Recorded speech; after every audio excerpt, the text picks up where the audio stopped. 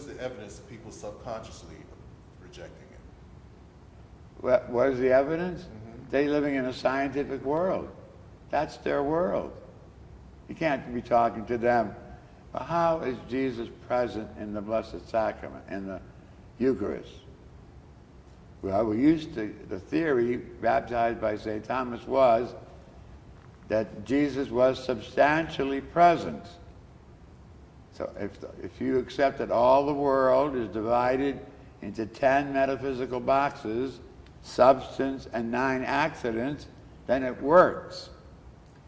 But it only works very minutely, minusculely, because St. Thomas, this gets very complicated, said that Jesus was substantially present by the analogy of proportionality of extrinsic denomination, which means in English that Jesus is present like any substance in the physical world, but 99 and 44 100% different modality, and only a scintilla of parallelism as to how he can be present to a billion pieces of bread and 20 trillion drops of wine on Sunday morning.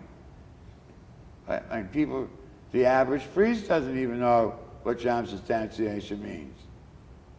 I could record horrible sermons of the guy up there talking, and if you knew Thomistic Aristotelian metaphysics, you know the guy didn't know what he was talking about.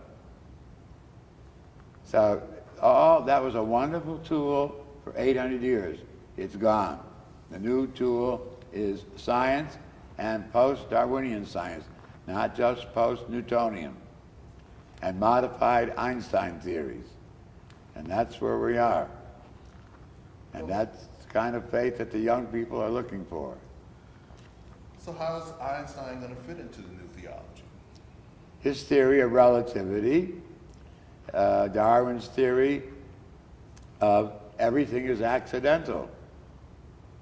So you won't be able to talk about when you die, you're going to see the beatific vision. What is that? Besides, when Jesus was raised from the dead, glorified, which is a much better word than resurrected, when he was glorified, he was placed in a new, beyond physical dimension state. But people don't get it. When they talk about resurrection, and you ask them a question, they're talking about resuscitation, as though Jesus came back from the dead. He did not come back from the dead. He was glorified into a new state at the moment of his death on the cross. You know, and you can't get away from that. And even if this new collider in Geneva, smashing these subatomic particles beyond the speed of light, even they showed that we, who always thought we were living in a tri-dimensional extended world, you know, place, that matter was always in a place, a time, and a situ, a relationship. Even if they find out we've all been living in a fourth dimension we didn't know about, that's fine, that's advance of science, but that has nothing to do with the Eucharist or resurrection, better glorification. Because in the moment of his death, he was glorified and removed from this universe. That's why after his death, you don't see Jesus anymore, you see appearances. Because there's nothing else.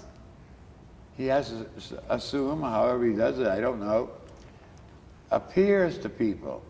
And that's what it says in the New Testament. He appeared. He didn't walk around town with his old Jewish body and his circumcision hanging out.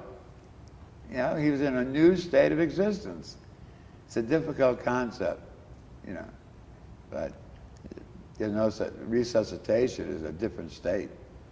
So it's going to be a big problem to get, after you successfully use the scholastic tool of Aristotelian Thomism and St. Bonaventure and the Franciscans and Scotism, and you got to change your whole outlook of reality, it's going to be a very difficult change, but a necessary one. Okay? So the new bedfellow of Catholic theology is science, not metaphysics. And it's, for those of us who knew it well, it's a sad death, but it's gone in front of our very eyes. All right, well, speaking of death, You think they'll get that? I hope they'll get that. I think that's pretty heavy, but I like that. I like Yeah, that. yeah. Now, there's something that I've seen you do, I've heard you do at funerals when you